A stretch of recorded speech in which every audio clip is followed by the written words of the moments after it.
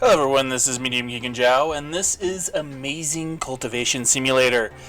It's a game that I've actually been playing for a little bit now, and it has just fully enveloped everything that I'm doing. I am enjoying every aspect of it. And for any of you out there wondering what this game is, what it's about, it is a fantasy, mythological, Asian-themed, honestly, best simulator I can say is RimWorld style game, but at the same time it's not.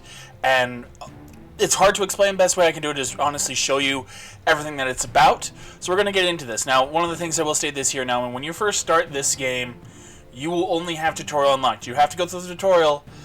It was not as interesting as I thought it was going to be, so I'm not going to go ahead and show you the tutorial. I'm just going to go over what I know.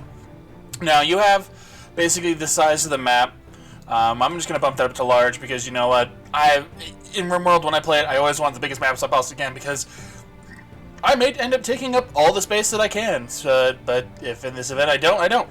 But I like working with space. I like having that space rather than just trying to confine everything as small as possible. That doesn't seem right.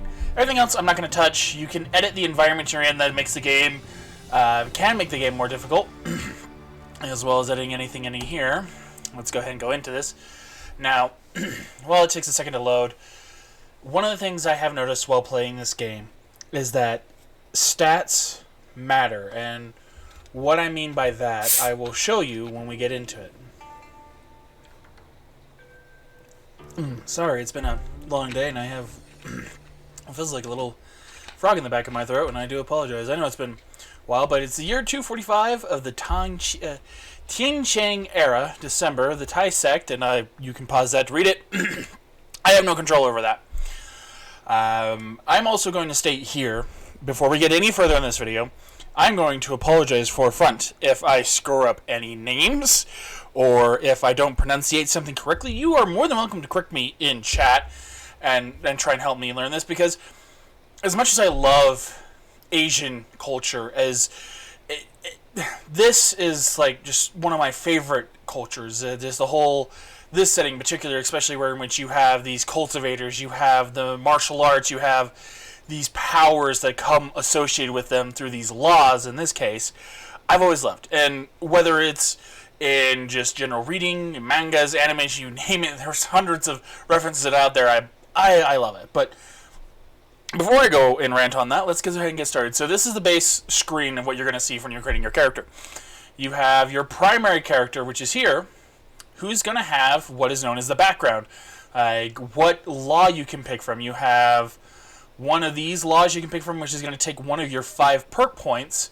You can take this one here that gives you as a 3 perk point cost, or you can go for one of these legacies, which are, as the game states here at the very bottom, the start of this law is difficult and not recommended for first-time players. The one with the star here is the one that it recommends for the very first beginner playstyle. I'm not going to use the True Sun discipline, and the one I'm actually going to go for is Reincarnation.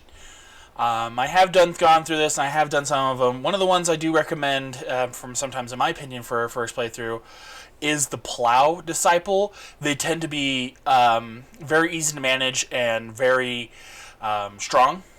And the reason for it is, once I get into the game, it'll show you an element tree.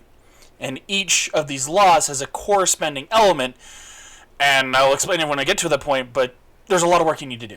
Anyway, moving on. So if I want a reincarnation specialist, I need someone that has has mediocre constitution, high perception, and high intelligence. What that means is when I look over this, his intelligence at a 2, I need it to be at about 7, or -2 from that, because you do have this ability called Manual Guard I can take, which gives him a boost of 2 intelligence. So I'm going to start randomizing here. Now, you also have all these races. You can be like a bull yogai, which is like a demon hybrid, panda, cat, wolf, snake, whatever you want to be. I'm going to stick with base human because that does come with the shapeshift tribulation when you pick a yogai. Now, they are incredibly powerful. They do have set stats that they're going to be in, but you got to be careful. Now, this guy, he's actually decent. He's got an 8 perception, 7 constitution. He's got 4 intelligence. So if I take the Manual Guard, he's not going to have that high intelligence that I'm going to exactly need for the reincarnation, but I'm going to take it because it is actually relatively close. Another thing you'll notice here is you're going to look at these skills.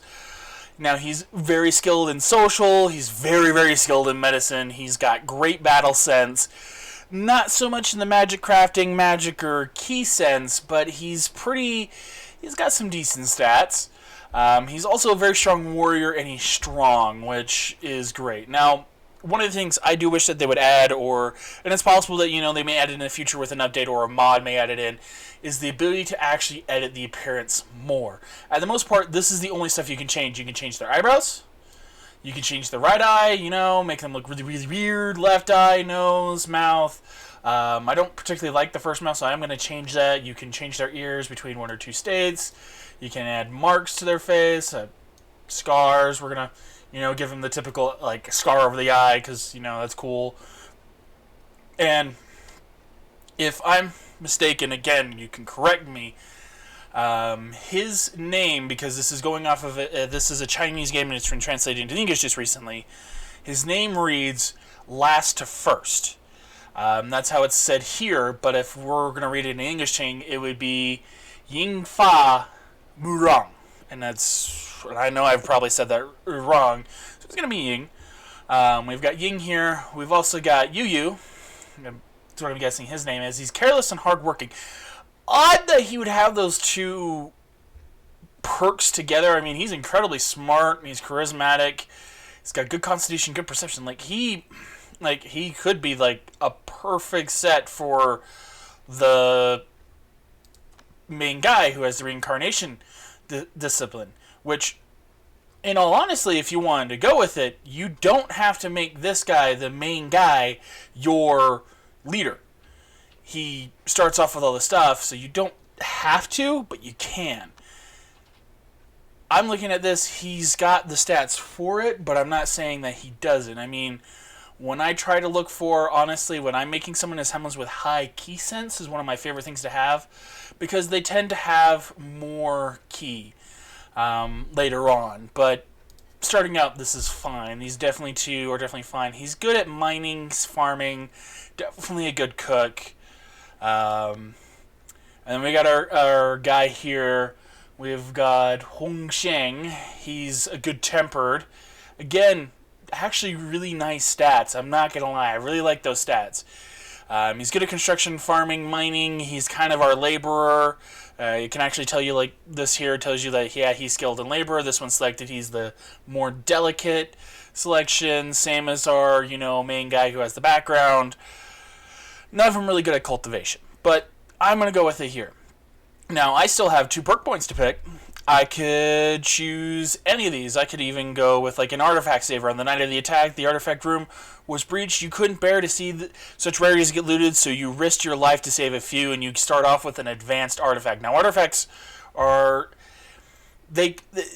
They're both easy and difficult to acquire. It depends on the level that you get them. So this is actually, in my opinion, a pretty good start. You do start with a very powerful artifact to begin with, but you kind of only have one person who can use that artifact once they hit a certain level.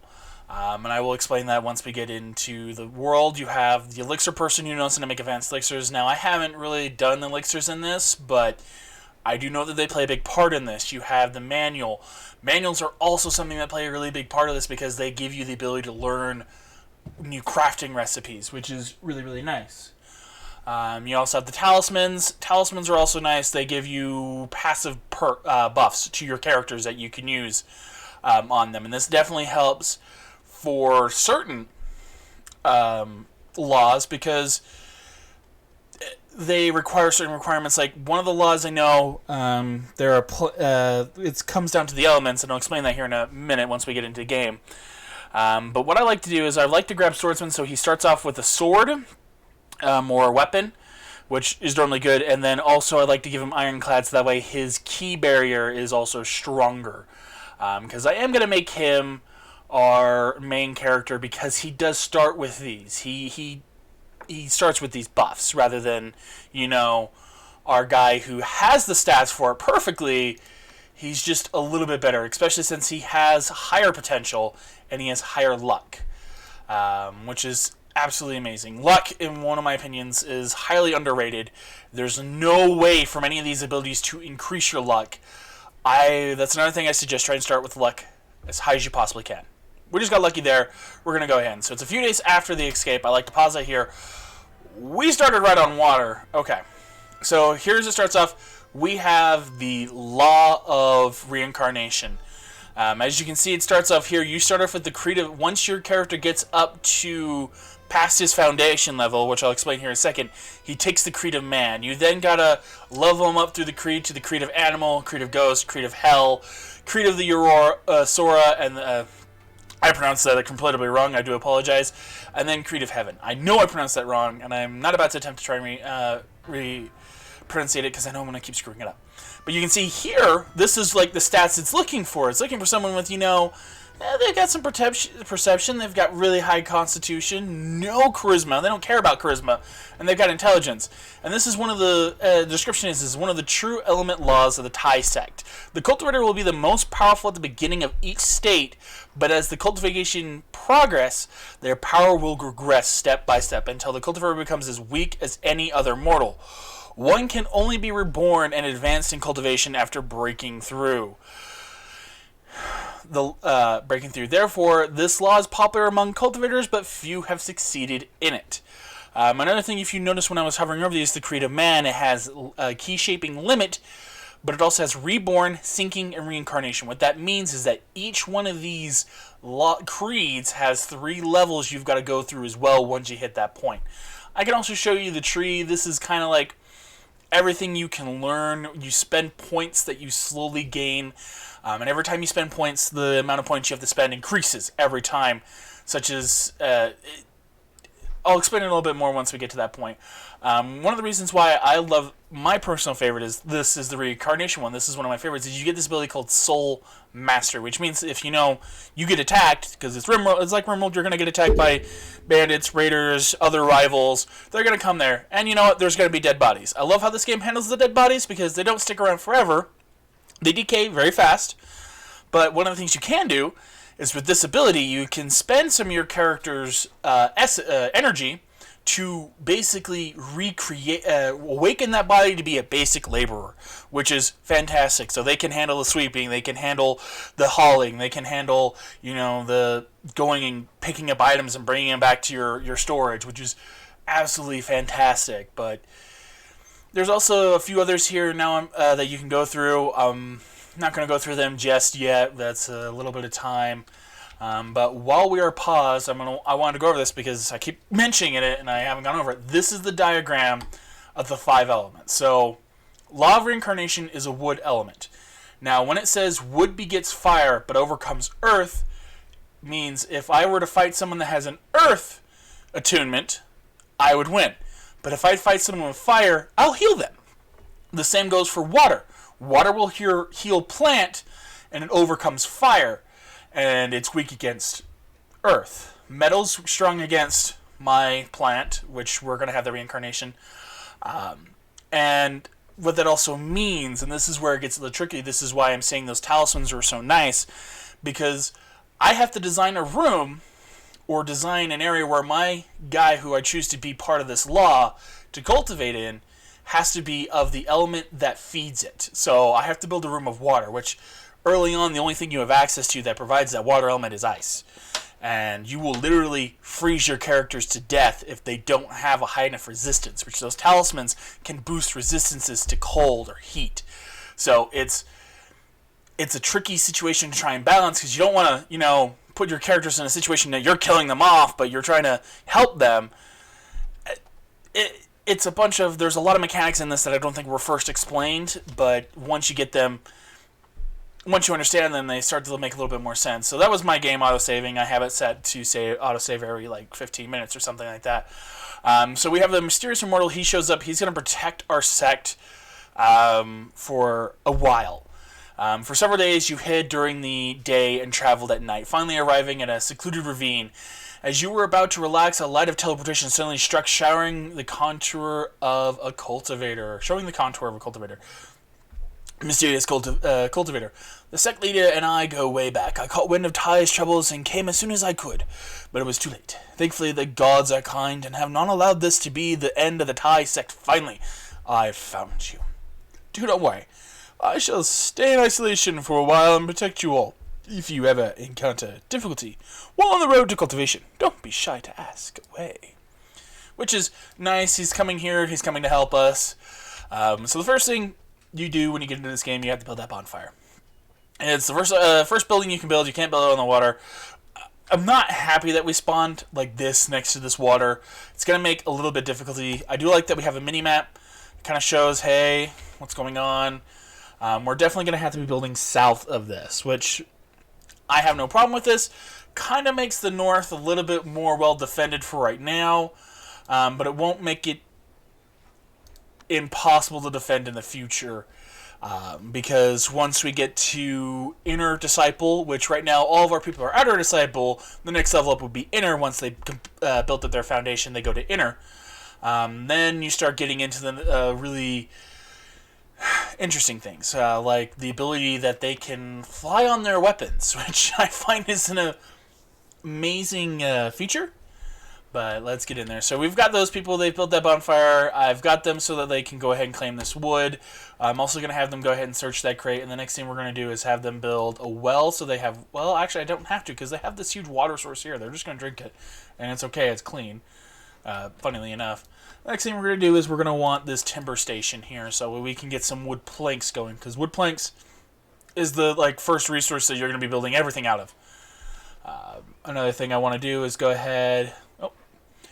While Yu was... Well, Zhu, I'm just going to call him Zhu for right now. And while he found in the old box, he found useful things. He found 15 pieces of ore, which is actually pretty nice. You also notice that there's these strange trees here. I'm just going to zoom in that are kind of like... They're glowing. They have... They're trees that are feeding off the world essence. Sorry. No, that's not right. They're specially infused trees that have ki. And by cutting them, you get this spirit wood, which is a wood that has been suffused with ki and is very firm material and highly resistant to fire, which is nice, but I don't see a lot of trees around here that have that. Now, as you noticed, my guy has his weapon on his back. We can actually go ahead and take a look at that. It is the Wind Striker. It is a metal element weapon, which is interesting, seeing as he's going to be plant, which means they kind of fight. I haven't seen any negatives to those two coexisting, but I did notice that. It's a very strong weapon. As you can see, it does 23.5 damage. It has an attack speed of 1.7 and a range of 1.5. That's not that far of range, but that's still, pretty nice. It's a very nice weapon, exquisite. All the qualities of it. He's chopping trees now. We're also going to go over here and we got to set us produce. We want him to produce timber. And we're going to want him to loop this 50 times, which means he's going to go ahead and take 50 pieces of wood and do this 50 times to produce 50 times 5, which that's a pretty big number. But you're going to be going through that very fast. Can't do it off the top of my head, sadly enough. But oh, we've got another box. Go ahead and search that box. Let's see here. Okay, let's go ahead and explore this area south of us. I just like to queue up a bit of exploring here. Let's go ahead and check our work. You can hotkey that. The hotkey is T. You can see here that Hung Shen, he opened up the box. We found pattern fabric 60. Now, that's actually nice to have early on. But you can see here we've got Zhu as our chef. He's our smith. He's our tailor. Everyone crafts and everyone hauls and everyone firefights, which I'm thankful for that right now. You can set the priority for them to prioritize one over the other. The other thing to note is that it prioritizes everything on the left before the things on the right. So what it means is it is always going to prioritize firefighting first, healing, and then cooking. And then, obviously, anything that requires moving people to beds, carrying fuel, burying people, transporting characters, carrying water, transporting items, transporting raw materials, and sweeping floors is last. It's also rights are last. You've got crafting, tailor, smith, and then all those others. Loggers, he's the one that I send out to cut trees. He's also the one that's going to chop the planks into, in a sense, firewood. Oh, that's not great to have near us, is this bear. That's going to be fun to deal with, especially if they decide to make a snack of my people.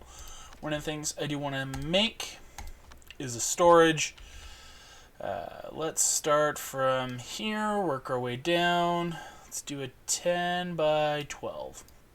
I like making a really big storage early on because it gets filled up very fast. Because you've got items like this, these essentials to the elixir refinement manuals, which only stack once. They don't stack on top of each other. You get a lot of items that you can only stack one at a time, and it just builds up and up and up and up, more and more and more, and you're just like, oh, my whole storage area has been just filled with stuff that doesn't stack, and then you're like, I don't have anywhere to store stuff, and you're building another storage shed. I had one of these games I played of my time that I played this. I had like 5 or 6 storage areas. It was insane. Another thing you notice, you can see the little stumps. You do have to clear out the stumps for the plants, which is actually, a nice little feature. But let's start off with getting these people somewhere to sleep.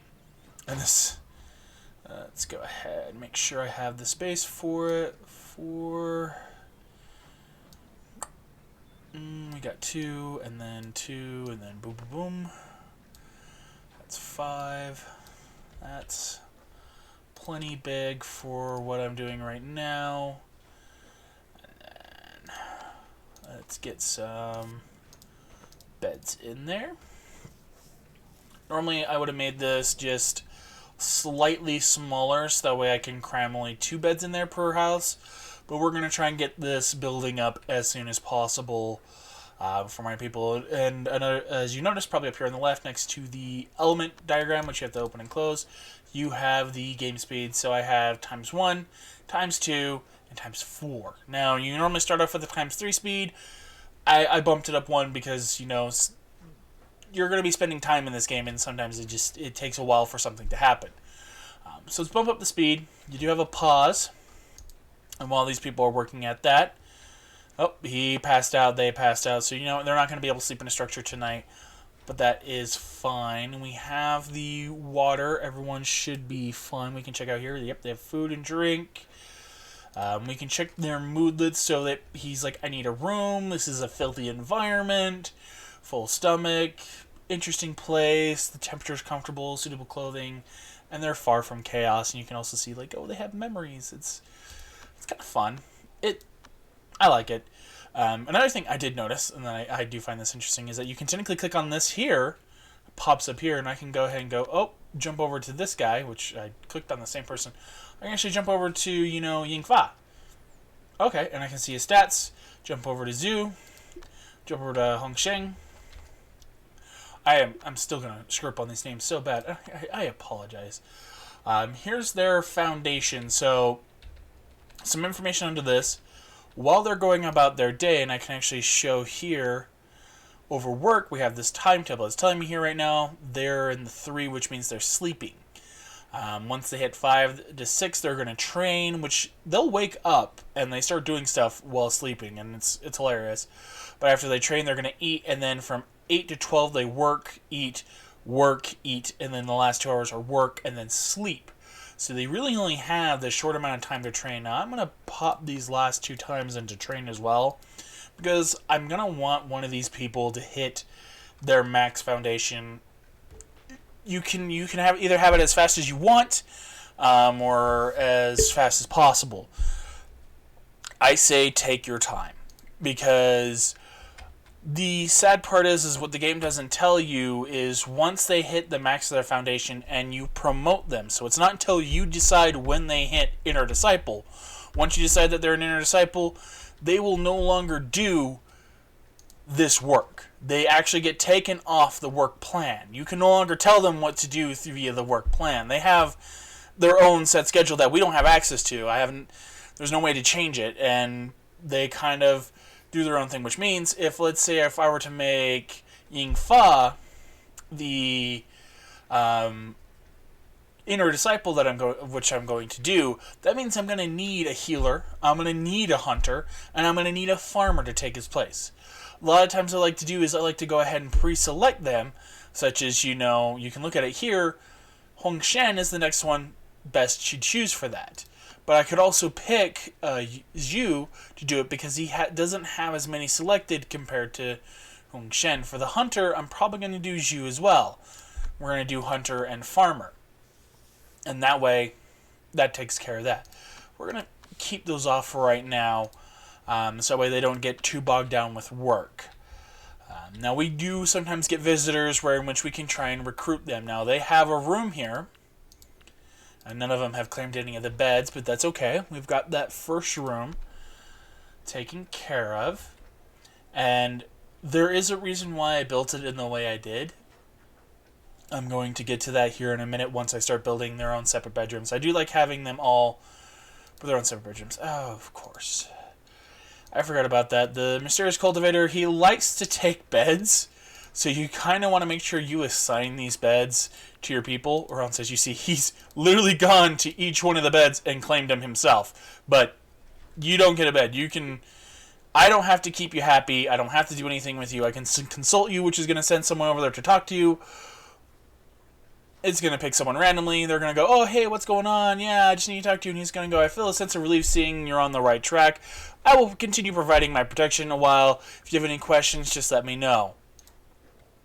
Right now, I don't have any questions, but I can.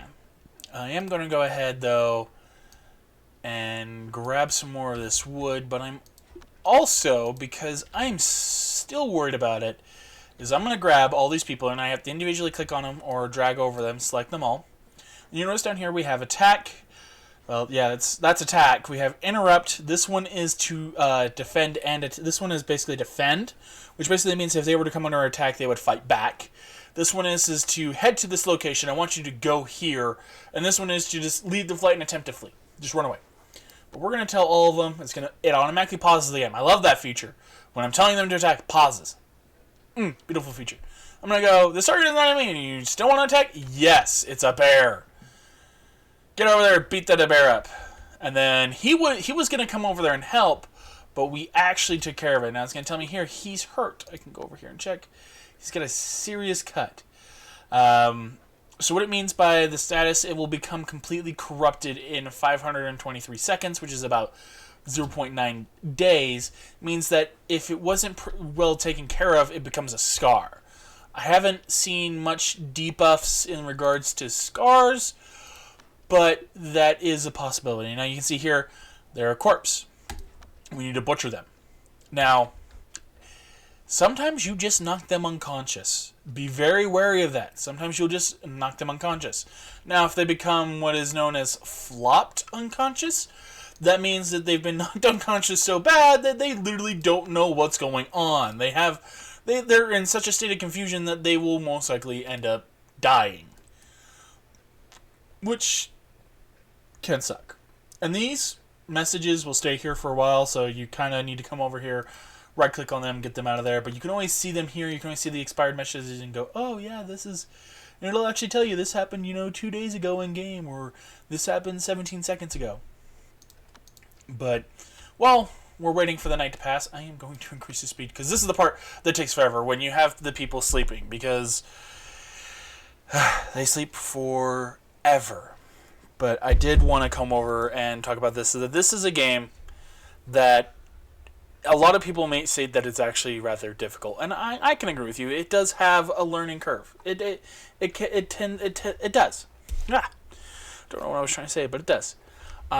So, in my opinion, I do recommend it. If you like RimWorld, this could definitely be up your alleyway, because it is very much like RimWorld. I'm not going to say that it is completely like RimWorld. It has the RimWorld elements, but we haven't even touched on, actually managing the sect or school or whatever you want to call it that we're going to be turning this into, or our influential power on the world map, which, by the way, there is a world map. Here we are. This is our little starting position. We start in this area. We can kind of control this area of the map, is what the game is going to be getting at. So we can go explore here. We can also go explore like the Great Bamboo Forest, City of Abundance, Seascape, Alchemist Peak, Central Plain, City of Desolation, Great Desert. Come all the way down here to the Wild South, the Demon Emperor's Tomb, Snaketail Village. We've got the we have the Mountain of 100 Insects. We have the Mount Pitfall, Mount Kulukulon, Heaven Step Peak. These are all, by the way, these ones in the red are all, from my memory, other sects, other schools, in a sense, that we can either work with, we can compete with, and I think at one point you can eventually kill them off. And you can see down here we have tasks, we have our disciples if they're away on missions, and there's also secrets that we or other clans, other sects, sorry, I say clans, but sects, may or may not know, and they will take advantage of that and try and get on it. We have our sect info, like unknown, unknown, unknown, unknown. We don't know anything at all. And the range of power of the sect and its agencies. The sect will be count as an ally force once conquered, or after you acquire over 40% of the population as followers. So there you go. That answers my what I was trying to explain earlier. You can conquer these other sects. So like if I were to hit expand, these are neutral, ally, these are all the other people that exist on this map. Like it's just, wow, there's just a lot. So it looks like here now I'm in the City of Abundance, Seascape, the Central Plain, Mount Shu. These are kind of like all our allies. Pit of Doom over here is kind of, reluctant. We have the... It's also possible that these, they're not exactly our allies, but they're, another faction. Like, I think this is the Evanfall Abode, but Mount Shu, the Blue Lotus Temple, I think is our ally with the City of Abundance and Seascape. Because I'm not... Blue Lotus Temple, they have... That might be their color. I don't. I'll look into it some more, but I can come back to this. It was paused, by the way, while we were doing that, so they weren't doing anything, which is sad. But they're now doing stuff. He's now cutting trees. We're getting the trees chopped. He's cooking wood. He's cooking food, which technically he's just drying the meat over this fire, which is also spoiling it, which... The meal, disappears in 5 days. But it's still going to take up a slot or multiple in our storage. And we can kind of sit here and go, oh, look, our total storage space is 120. We can filter what's in there. We can set the priority of it while in the filter. So this inventory is used more. We can sort this inventory, which if I were to hit sort, they will manually go ahead and sort it out. They'll put items where items should go. It's actually, there's a lot of mechanics in this game that I find interesting. I can't believe I missed this box. Let's go ahead and get that box, because that could have resources in it that we can use. Oh, there's another box. there's another box over there. Wow. A lot of boxes around. I found rabbit hide. 60 rabbit hide. That's actually nice. Now, over here, as you can see, here's a fun little item. We have feces. Poop. Yeah. Poop. Yeah, get your minds out of the gutter. But feces is actually, it's manure. It's, fertilizer. You use it on your fields, so that way if you wanted to make better fields. Now I can actually look over here and see that, they have a room. They have a tickable room. And it has great feng shui. This is the thing that I was saying, that there's a reason why I built the room in this way. This is a mechanic that the game roughly mentions. They don't explain it. They roughly mention it. And it is something that I had to go and I was like, wait, what? What's going on? Now, as you can see, I can click on the space of the room, not actually anything in the room, but it will actually select the space of the room and goes, oh, this is a room. It's bare-boned, it's narrow, and it's ugly. Gray stone in that box. Cool. Gray stone's actually nice.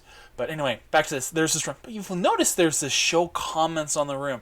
These three little dots. Now, this is a feature I was at first going, wait, what? Looked into it, and I'm like, this is actually kind of a smart idea, because for the people who don't understand, they can go into this and hopefully someone has explained it. What it is because this is kind of like, an online game. They're going to go, oh, here you go. We have comments from other people, like, the Divine Pig. I actually liked his comment. He's been upvoted 124 times because he explained for the best feng shui door placement, east is for production type rooms, west is for the dining room, North is for entertainment, and south is for bedrooms. Feng Shui, one of the big things about it is you want the same element in the room, and you want the door facing a particular direction. There's a lot more to Feng Shui than that, but this is like, that's the best explanation I found in here that, you know, I have on here. And this one also explains that if you have multiple doors leading to the outside, you'll have a leakage of Feng Shui. Only have one door. Door counts as one, which means if you were to have, like, you know, two doors placed next to each other, that's only one. Between each room, and make sure that it is on the correct side. West for kitchens, south for bedrooms, and east for workshop. North does not matter. Rooms should be between 30 to 70% full, otherwise you get penalties, which means you kind of want to cram everything you possibly can into these rooms, which is interesting that they have it set up that way. And this one, you know, he explains an easy, early on, auspicious room that you can build. There's a lot of comments on here. You can even sort these by most recent. I like it most upvoted because normally that's the most helpful thing. And it's just not on rooms. I can even go ahead and select, you know, this wood timber station. If anyone's mentioned that, haha, I got wood. They make little jokes in here. You can post whatever you want. I actually really like this system. Now, they do have this codex, which is going to explain the items. It kind of shows stuff that I have already discovered here. I didn't want to reset this. I have only discovered 308 out of a possible of 1,215 different items. And it can scroll over them and goes, oh, this is a pill by the Immortal Cultivators. It can regulate the 5 ki within one's body and stimulate its potential, temporarily increasing perception, constitution, and intelligence by 30% for 48 hours. It also significantly increases foundation training progress for outer disciples when consumed. Basically what this is, every game you start, you'll have this. Every game I've started, I've had this item. If you were to have one of your outer disciples eat this, you could instantly promote them up to an inner disciple with that foundation training progress. Now, you gotta watch out because it also increases perception, constitution, and intelligence by 30%. Most likely by next episode, I will probably pull up the mod, have the mod that I normally run here on this one that I found.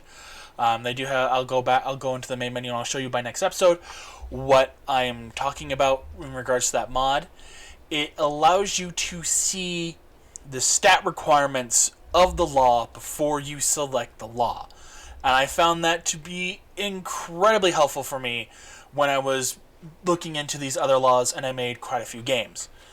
But like I said, I'm kind of gone on and talked for a while now. I've invested a good amount of time into this, and I want to share my love for this game to you guys because I have just been enjoying this game. I love RimWorld. And this game is very akin to RimWorld, but it to me, this game hit more of a special spot for me than RimWorld did because I love the setting that this is set in. There's just something about it that I love. The magical powers, or if you want to call them that, just the idea, all of it, just it blows my mind. This is amazing, and yeah, I've sunk in a lot of time in this, and this just recently got the English translation update where it got released and got one DLC and the English translation just recently. It wasn't that long ago, and I've already sunk like 2 full days into this. Like literally, my Steam profile says I've already invested like 40 hours into this thing. Like, I've been playing this whenever I can. And as of late, with everything going on, in the day and age that we are in, and I do want to express here something that I don't think is said enough, that everyone needs to stay safe out there and take care of themselves and take care of your family. I know I have been, as difficult as that is, with the virus that's going on. And if, this is possible being looked at in the future and the virus is gone and it's a laughable moment, then laugh. And think back to, if you can remember, to times when we had stuff like this going on. But I want to say thank you guys so much for coming out and watching my channel, to watching this episode. And if you made it all to the end, you guys are awesome and amazing. And any support that you can show, such as a like, comment, or even subscribing, is amazing to me, and it shows that you want to hear more from me. I want to keep making these. I want to keep pushing myself to do this. and I want to make this into something. Whether it's just a hobby that I do on some on days, I am going to be looking and working towards. I've got a schedule coming up here. I've got a couple days free day. I'm gonna let you guys in a little secret in this. I'm gonna try and put this video up as soon as possible. I actually am going to be recording as much as I possibly can in the next few days, and so hopefully I'll have a backlog that I can put some videos up there. As busy and as little time I have to actually record, because I'm normally watching my beautiful daughter. So again, you don't need to know that. You don't need to know my life. Just stay awesome and take care.